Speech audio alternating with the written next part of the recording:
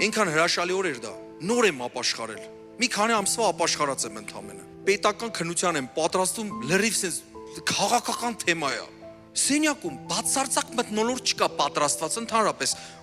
ուղղակի պատրաստում եմ քննության, կարդում եմ աշխարհիկ գիրք, արաբական երկրների պատմություն, կարդում եմ այդ գիրքը, մեկ էլ հանկարծ, ակնթարթի պես, մի անգամից մի հատ սիրտս լցվում է, ու ասում ներիր, ինձ, այսինքն Աստված ջան, ինձ ների,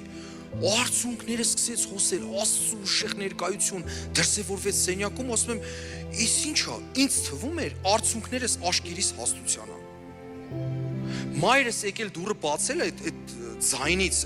ոնց որ իմ լացի ձայնից եկել բացել է, վախեցել է, դուռը փակել, գնացել, ասել է, դե լավ, Աստծո ներկայության մեջ է,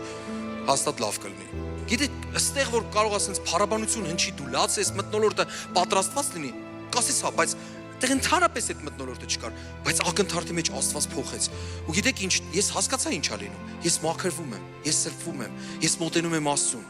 Ես հասկանում եմ ով էի եւ ով դարձա Աստծուն հանդիպելուց հետո։ Այդ արցունքները ինձ մաքրում էին։ Իհարկե Տերն էր մաքրում ինձ, այդ արցունքների միջոցով ազատվում էի, մի բան գնում էր ինձանից։